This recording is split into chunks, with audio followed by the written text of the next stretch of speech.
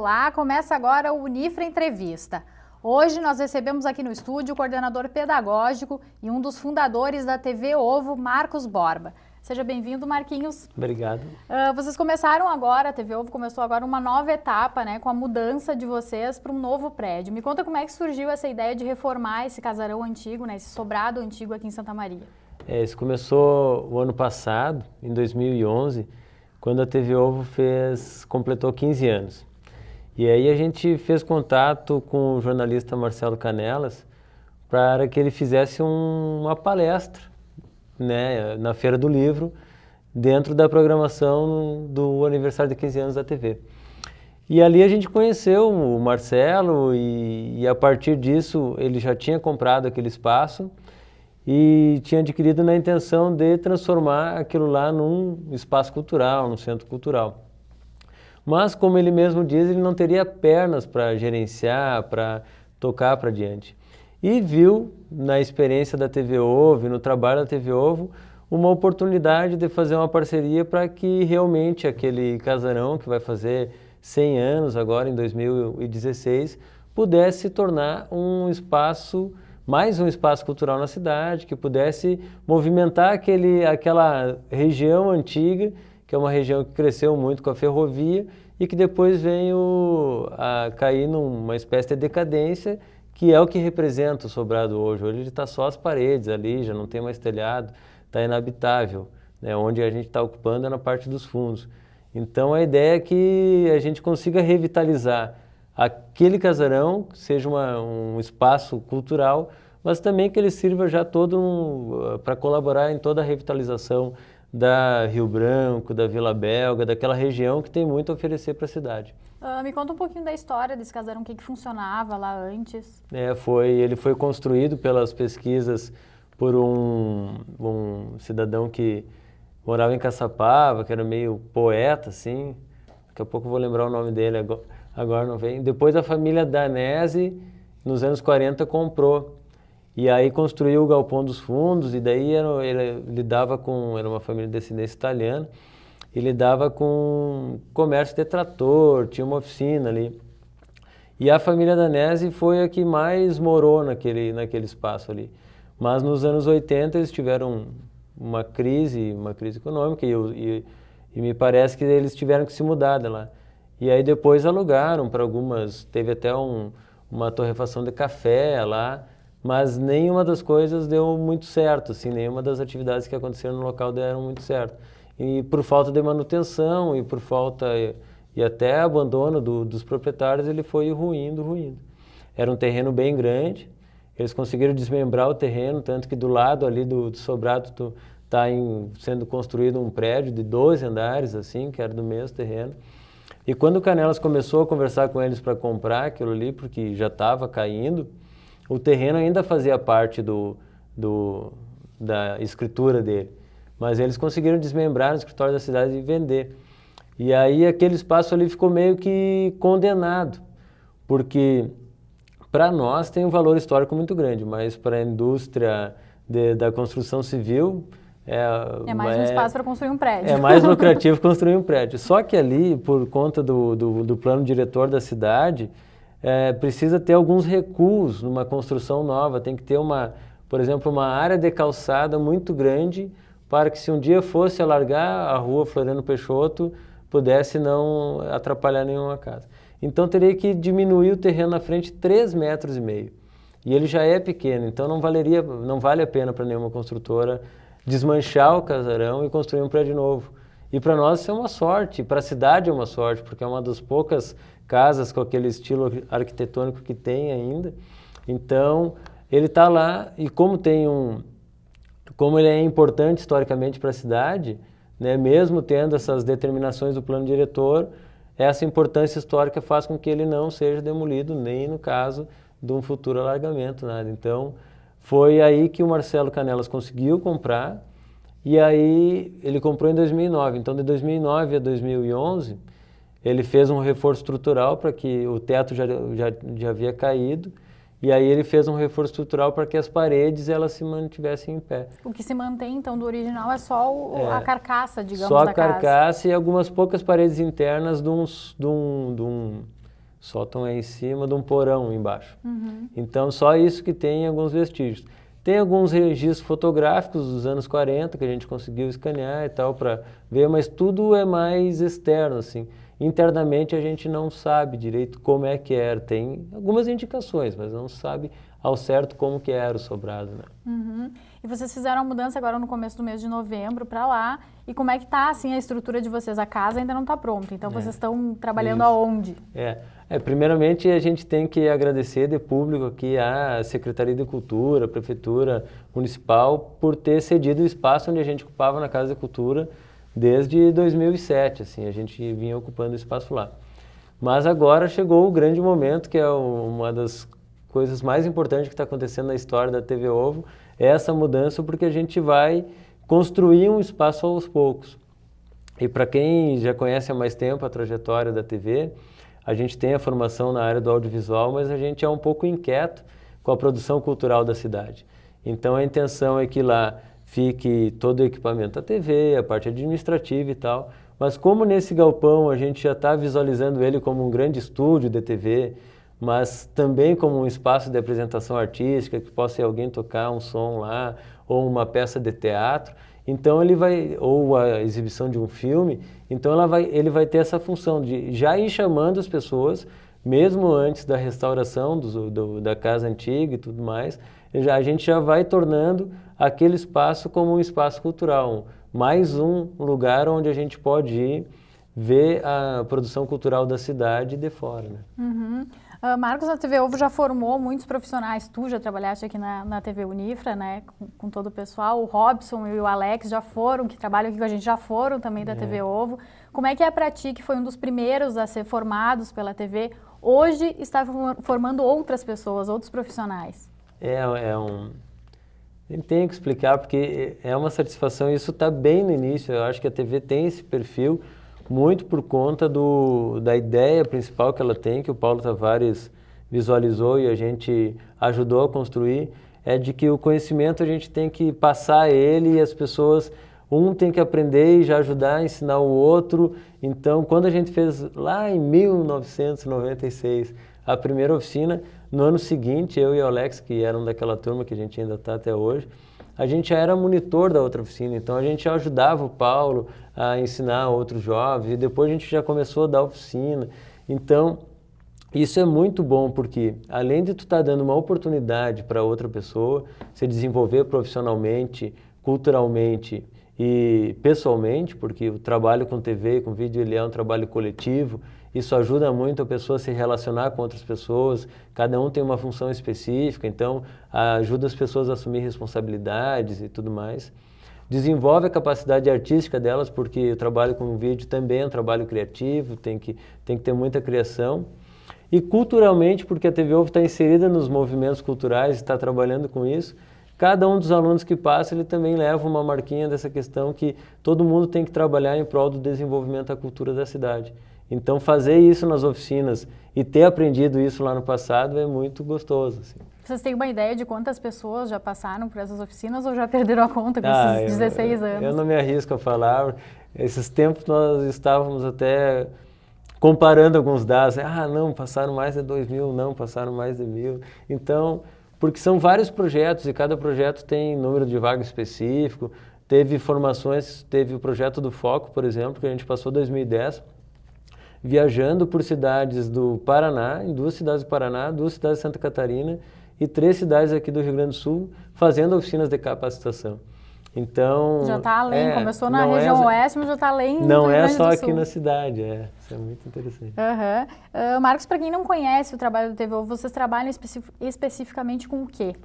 Nosso trabalho é com a formação de jovens e adolescentes na área do audiovisual, mas também trazendo todo esse conteúdo de trabalho coletivo, de trabalho com a cultura, e também na produção de vídeos com caráter comunitário. Essas 2 vertentes dá para dizer que sintetizam toda a história da TV Ovo até agora. Mas ao longo desse caminho a gente foi incorporando novos conceitos, que é o cuidado com a preservação e o registro da memória da cidade, que também é a questão da produção de documentários, que é essa intervenção nas atividades culturais da cidade, que é o trabalho com cineclubismo, mas o importante, os objetivos principais são a formação de novos jovens e a produção de vídeos com caráter comunitário. Para conseguir fazer a reforma, vocês encabeçaram uma campanha, né, que mobilizou o Facebook, né, todas as redes sociais e também a mídia de Santa Maria. Sim. Como é que funcionou essa campanha e as pessoas ainda podem ajudar vocês? Ajuda sempre é bem-vinda, né? A gente, por conta do Catarse, a gente criou uma poupança, então quem quiser doar.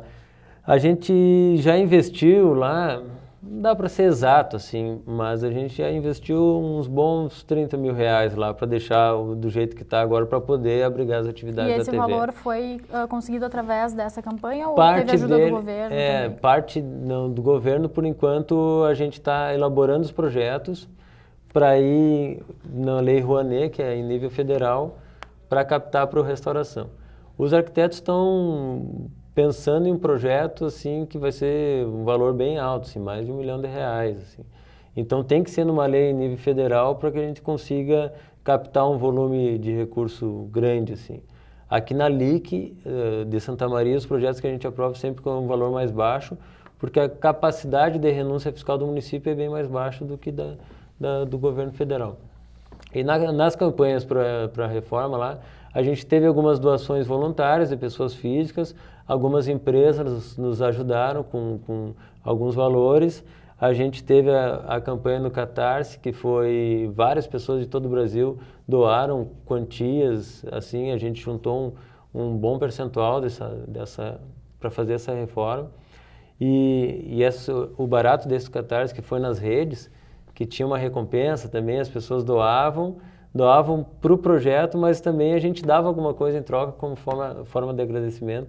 É uma plataforma bem interessante para projetos alternativos conseguirem viabilizar seus sonhos, seus projetos. É como se tu juntasse uma rede de amigos, fizesse uma rifa online ali, né? Onde todo mundo ganha. Nós conseguimos fazer reparos no telhado, que era o principal problema que tinha lá, que é daquelas telhas francesas ainda. E o pessoal que doou ganhou sua recompensa, mas também ajudou um projeto bacana que é a TV. Né? Tá bom, a gente vai fazer um breve intervalo e no próximo bloco o Marcos vai contar pra gente como surgiu a TV Ovo, que começou pequenininha lá na região oeste e hoje se tornou uma referência para Santa Maria e também para outros estados. Nós já voltamos.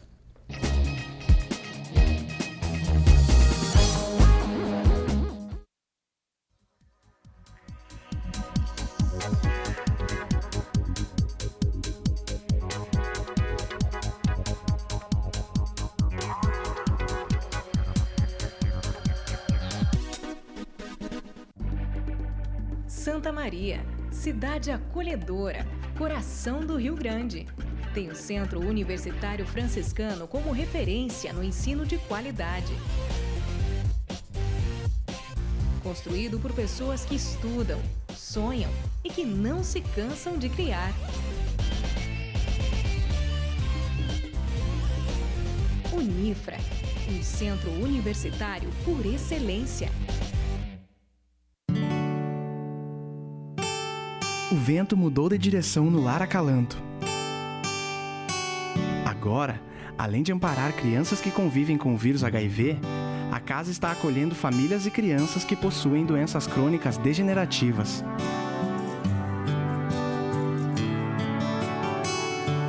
Venha trazer novos ares ao Lar Acalanto.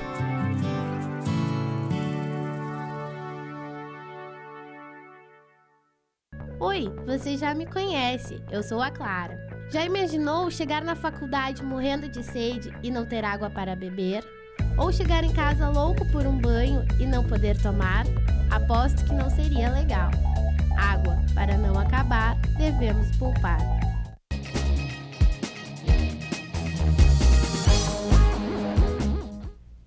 O Unifra Entrevista está de volta. Hoje nós falamos sobre os projetos e as atividades da TV Ovo aqui em Santa Maria com um dos fundadores, Marcos Borba.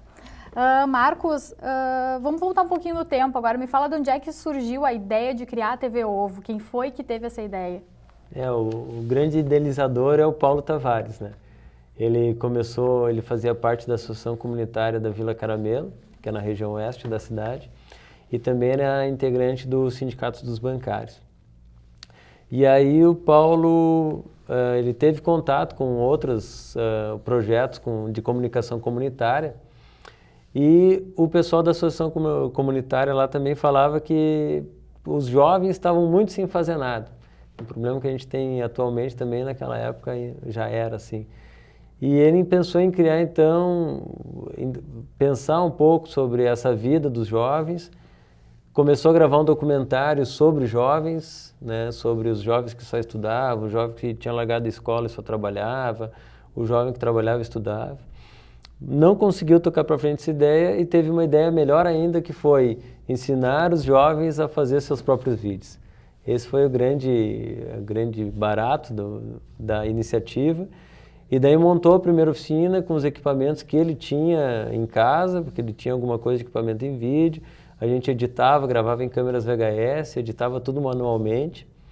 E logo depois a gente já tinha um programa com reportagens, com pequenas criações de ficção. 1 mês e meio depois, 2 meses, a gente já estava apresentando para a comunidade, né, no salão da igreja, juntou quase 300 pessoas para assistir.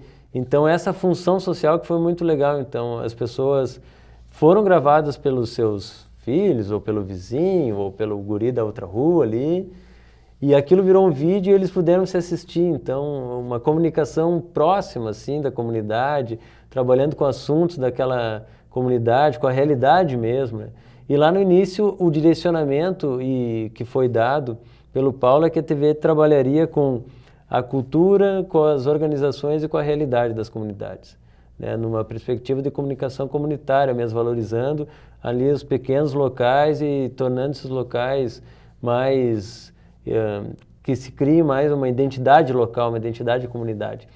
E isso a gente trouxe até agora. Então, de 96 para cá, quando a gente exibiu esse programa, surgiu a ideia do nome, né? Que todo mundo pergunta do nome, por que TV Ovo, por que TV Ovo? Então a gente queria ter uma TV já desde o início. E foi a TV da Oficina de Vídeo, que era o nome do projeto que ele deu, Oeste, pela região oeste da cidade. Então o Ovo é a Oficina de Vídeo Oeste. É. Daí deu discussão, né? Muito engraçado, não dá, é pejorativo. Mas também do ovo nasce alguma coisa, ou alimenta algo, e naquele momento a gente queria que nascesse a comunicação comunitária na cidade. E depois a gente começou a trabalhar em toda a cidade, no nosso nome mesmo registrado, porque a gente é uma associação sem fins lucrativos, com estatuto registrado. É só a Oficina de Vídeo com o nome Fantasia TV Ovo, porque a gente já está trabalhando em toda a cidade, no estado, no país. Então o Oeste caiu do nome oficial, mas sim, ele ainda compõe o nome Fantasia. E o Paulo com certeza não imaginava que lá no começo ia tomar essa proporção, não era a ideia dele. A gente gravou uma entrevista com ele para os 15 anos e ele falava que a ideia dele naquela época era simples, era ensinar os jovens a gravar e deu, assim. Ele não imaginou que aquele grupo ele iria participar depois da construção efetiva da TV, porque eu tinha 16 anos, o Alex tinha 13, 14, e a gente ajudou a construir o estatuto da TVO, a gente encampou todas as burocracias que uma associação tem para ser constituída, e todos os problemas que a gente passou durante toda essa trajetória e as fases boas também. Se não tivesse um grupo, se a ideia não tivesse dado tanto certo e os jovens não tivessem se colocado ali como protagonistas também, de repente a TV Ovo não estaria aqui hoje, né? E entre os projetos que vocês têm, tem um que se chama Por Onde Passa a Memória de Santa Maria, que é através da LIC Municipal. Me fala como é que vai funcionar esse projeto, como é que já está funcionando, aliás, esse projeto. Esse projeto ele surgiu em 2009, né, com a intenção de fazer vários documentários sobre lugares importantes da cidade, né? Algumas ruas e alguns bairros e distritos, né? Naquele ano a cidade estava comemorando 150 anos, né, de emancipação política, então a gente queria também se inserir nessas comemorações e tudo mais. Só que o projeto teve um corte financeiro bem grande, assim.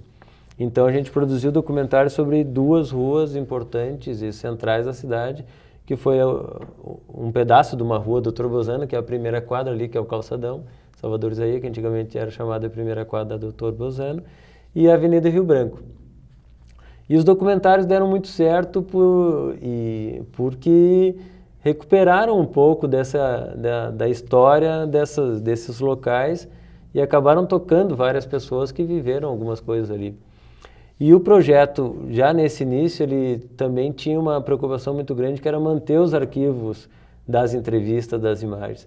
Então, se o documentário tinha 17 minutos, a primeira quadra, a gente gravou cerca de 4 horas. Então, essas 4 horas estão preservadas para futuras pesquisas, novas produções. Essa memória está guardada agora. Uma memória que até então a gente não tinha na cidade, né? Então, para a segunda fase, a gente fez sobre... Aí mudou um pouquinho, fez sobre bairros e algumas personas da cidade, algumas pessoas que a gente conhece na cidade. Então, a gente fez sobre o bairro do Rosário aqui, sobre Itararé, e gravamos depoimento com Humberto Gabi Zanata, com a irmã Lourdes Dil, com o Maestro Setembrino e com o seu Augusto, do Restaurante Augusto. Então, os mini-docs, que são dessas pessoas, têm de 8 a 10 minutos, de 7 a 10, e os outros documentários são um pouquinho maiores. Nos documentários, também, sempre com essa preocupação, guarda-se tudo que registra para preservar. Mas eles têm uma visão mais artística, né? É um produto cinematográfico, um filme. Então, o documentário é sobre o bairro do Rosário, mas é um recorte que a gente achou interessante de mostrar o do bairro do Rosário, Itararé do mesmo jeito. Então, esse projeto, ele tem essas entrevistas, tem os documentários, e a gente quer agora, nessa terceira fase, a gente está exibindo os documentários já prontos em várias comunidades. No final do projeto serão 8, né? Era para ser 10, mas teve um cortezinho. E nessas exibições, em cada uma das vilas que a gente está indo, de Santa Maria, a gente está gravando histórias comuns, de pessoas comuns, de senhores, de senhoras, de homens, mulheres, crianças, numa ideia de museu da pessoa, assim, um banco de memórias, que são memórias afetivas para cada pessoa, mas que elas trazem elementos de uma época, de uma comunidade, da cidade. Então, esse também vai ser editado, vai ser feita uma sériezinha e vai ficar guardado também. Então, esse projeto já está nessa terceira fase, vamos dizer assim. Vocês também têm um outro projeto que deve começar, que é do FAC, né? Do Fundo de Apoio à Cultura do Estado, que vai ser produzido um documentário, é isso? Isso, o documentário. Quando abriu o edital do FAC, a gente resolveu escrever, porque a gente está muito treinado a fazer projetos, né? Todo mundo que trabalha na cultura, na cidade, ou que tem um caminho mais alternativo, tem que aprender a escrever e gerenciar projetos e ficar de olho nos editais. Que os editais são a maneira mais legal do governo incentivar as pessoas que querem produzir, que têm um objetivo de produzir, porque é bem democrático, assim.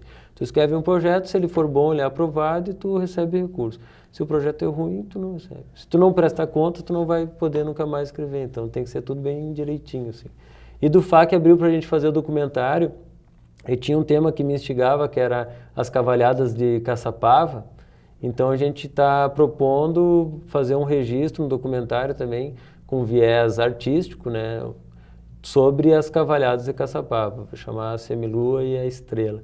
A ideia de gravação é para maio, que é quando ocorrem as cavalhadas. A gente já encaminhou todos os papéis, a gente foi aprovado, tem a questão burocrática para encaminhar e depois assina o contrato, o convênio, e daí tem um ano para produzir. É um documentário que vai ser rodado na TVE a nível de estado e também já tem uma tratativa para rodar na TV Cultura. Então é um documentário para o formato de televisão. Vai ter 26 minutos, né? Tem que ser captado Full HD. Então vai ser um produto que de repente pode rodar o Brasil, né? Porque tem outras TVs públicas que se interessam por esse tipo de formato. Vai ser bem legal. Paralelo a esses projetos, vocês seguem com a reforma lá do Sobrado. Tem previsão de quando vai terminar essa reforma? O projeto todo, completo, a gente está estimando entre nós, assim, de 3 a 5 anos. Porque os arquitetos, tem um grupo de arquitetos voluntários que está fazendo o projeto arquitetônico. Eles estão terminando agora no final do ano. Depois passa para os projetos mais técnicos, dos engenheiros elétricos, um monte de acessibilidade. Daí a gente encaminha para as leis, capta o recurso e executa. Então, cada uma dessas fases tem um tempo mínimo, né? Tem que abrir edital, tem que encaminhar processo de seleção, geralmente, dos projetos de 30, 60 dias. Então, tudo tem um tempo. E a gente não quer correr mesmo. A gente só quer começar a fazer quando a gente conseguir captar todo o recurso para fazer uma determinada fase do projeto, que a gente vai ter que dividir por causa do valor alto. Então, a fase da restauração só vai começar quando tiver todo o recurso para concluir, para não ficar também aquelas obras paradas por falta de recurso, aquela coisa que desmotiva a equipe. Então, a gente vai trabalhar, daí faz uma obra e deixa ela pronta. Daí depois vai para outra fase. Então, tudo isso está sendo vendo, mas vai ser bem legal, porque no projeto vai ter sala de exposição, espaço para o cineclube, vão ter espaços que serão meio como salas de aula, assim, para a gente oferecer as oficinas de capacitação que a TV Ovo já faz. O estúdio de TV, ao mesmo tempo, vai servir como palco do teatro, como espaço para música. A ideia é todos os espaços a utilidade deles serem bem variadas, assim, para a gente conseguir criar uma dinâmica de sustentabilidade da história. Então, se não tem gravação de programa de TV ali, pode ter um show musical. Então, a gente está sempre girando com alguma coisa para fazer com que o espaço tenha vida e que a gente consiga recursos para manter também, né? Tá bom, Marcos, eu agradeço a tua presença aqui e vida longa TV Ovo. Obrigado, eu que agradeço. O Unifre Entrevista de hoje fica por aqui. Vocês vão assistir agora um vídeo que mostra um pouco dessa reforma feita no sobrado da TV Ovo. O vídeo foi feito em maio deste ano e exibido na comemoração de 16 anos da TV. Nós voltamos na próxima semana. Até lá!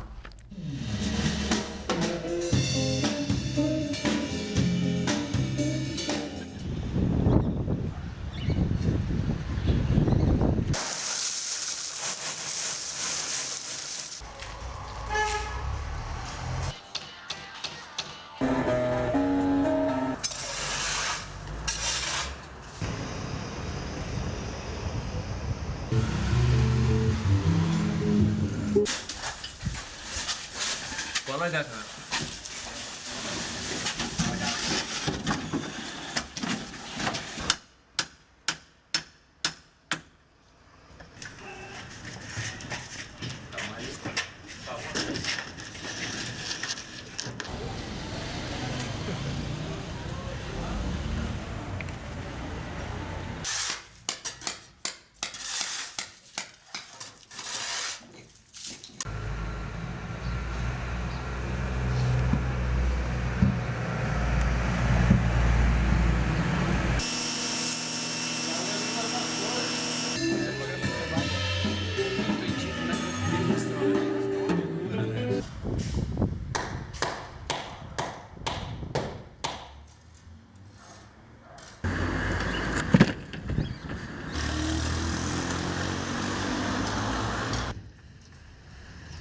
Eu tô com sorte, não vou botar embaixo desse cara.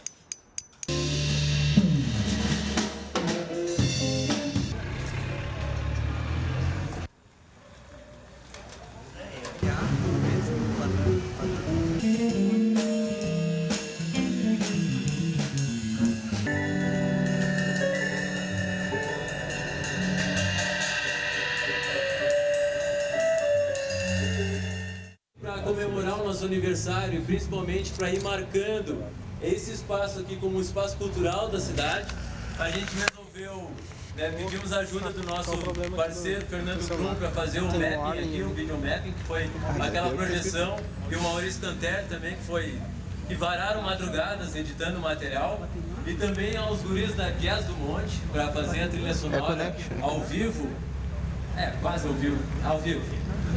Então a história foi o seguinte: brincar com imagens dos 16 anos da TV nesse tempo todo, trabalhar com essa construção da nossa história. E aí, acabou? Acabou nada, agora é que vai começar. Mas começar o quê?